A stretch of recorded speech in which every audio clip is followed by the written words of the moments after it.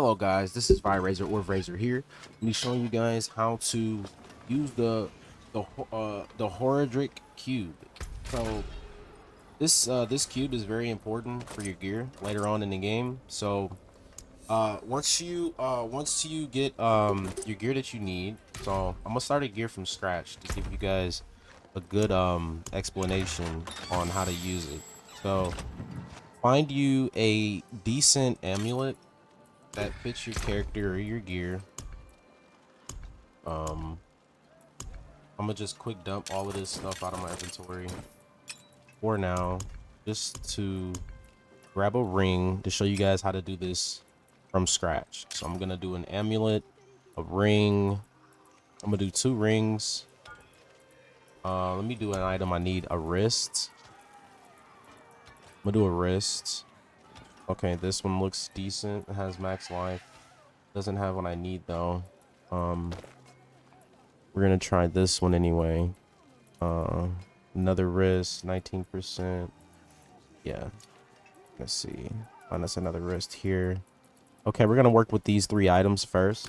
So first thing, people like to upgrade their gear differently. So I don't know exactly how people do it, but me personally, I just go to tempering. But first, you want to re-roll what you want on your item. So to do that, just throw in your shit. Go to offense. Usually I always go for fire damage on my ring, so I'll throw the fire damage on there.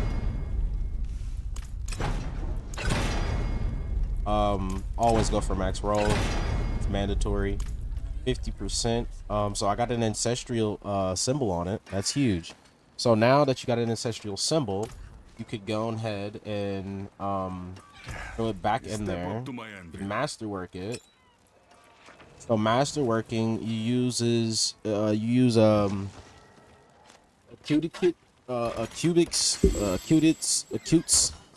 obtuse, however you pronounce it, and forgotten souls, and you spam upgrade, and then boom, see what you get. So we got more resource regen, which is decent. Let's see how the ring looking now. Still pretty bad. So don't get what you want.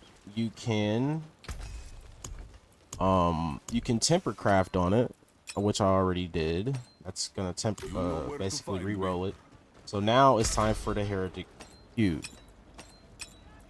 Go into here, you transfigure your item, and it uses volatile primordial dust. To get these, you're gonna have to go into warp, go use your war plans. Only way you can use war plans is by completing the entire story mode of Lord of Hatred, and then you unlock at the very last mission, the very last quest, you will unlock your war plan, and you will get your heraldic cube. Your heraldic cube is the most important part of the game. So once you transfigure an item, it gives you an extra slot. It gives you an extra roll. What I've noticed, it gave me resource cost reduction, so that's huge. I wouldn't put this on my body though. It's just the tutorial. So now we're gonna do the wrists.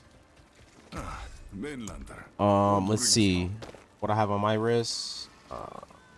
Fire damage, of course. Offense, we're going fire damage. Roll it on there.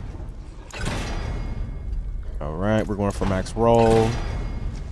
Max roll. Max roll, please. Max roll, please. Okay, I cannot max roll it. So when that happens, you only have a certain amount of tempering you can do to your item. But don't give up on that item. If your tempering goes away, you can still max upgrade it. You max upgrade the item, you still get some stats. You still get over, you could still get over max roll, but you're not gonna get that extra implicit. That's gonna be the trade-off here. So you max upgrade, transfigure, or what you could do is a chaotic reroll. If you don't have a roll on your item that you don't like, you can chaotic re-roll it. And let's see, I have a chance to restore primary resources. I got physical damage multi. Re-roll again. Damage over time multiplier. Don't need that. Physical damage, cooldown reduction, fire damage. Let me see. Re-rolling until like we get something nasty here. Chaotic re-roll.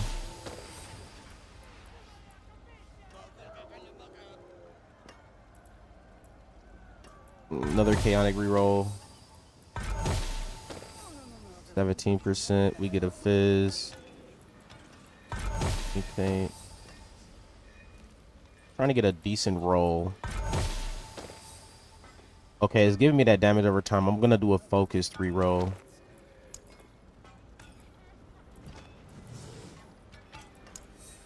Try and re-roll it one more time. If I don't get something decent. Give me cold res life regen. Yeah, don't need that.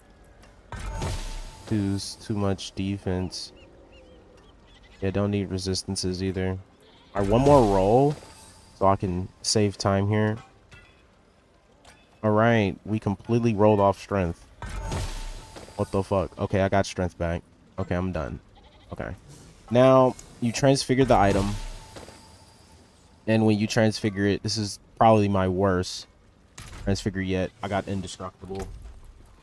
Definitely the worst roll yet. We're gonna do amulet now. So, oh god, no. Oh god, no. Oh my god. Okay. All right. Tempering. Offense. Always. Increase critical damage. We're going critical damage on. Let's see here. Critical damage. Critical strike damage. Yep. We're gonna want max roll. We got 47%. Oh, I should have stayed with the 47. Oh, I should have stayed with that 47%. Knew it. Okay. I got 35%. Now, masterwork it. I can easily max roll it off of the max roll. Be my last chance here. 81% critical damage multi. And another thing you could do, if you don't get what you want, I got critical damage multi on it. You can re-roll off the critical damage multiplier and get something different. Another thing I didn't show was after you do that to your item, you can take it to the Codex. You can use it to change your Codex power. So if you have an item and you have a roll of something that you don't like, you can easily roll off the item, roll off what you don't like on that item. So I don't use earthquake, for instance. I'll roll off earthquake. I can get more movement speed, of course. That's something I like. Already got plenty attack speed, so more movement speed is not a problem. Okay, I got that. 29% increased movement speed. And then boom. You slap it in the Codex power. You can re-roll it to whatever you want. But currently it already has a good roll. It has been a pleasure.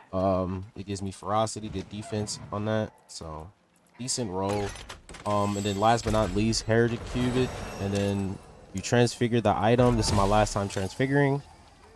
48% increased crit. Still not better than any items I have on any roll. Any items I just rolled. I'm just showing you guys specifically on how to use this. I probably missed a lot of steps. I probably did this wrong. So yeah, that's how you use the cube. I use 3 items. Thank you for watching this video. That's how you use the Horadric cube.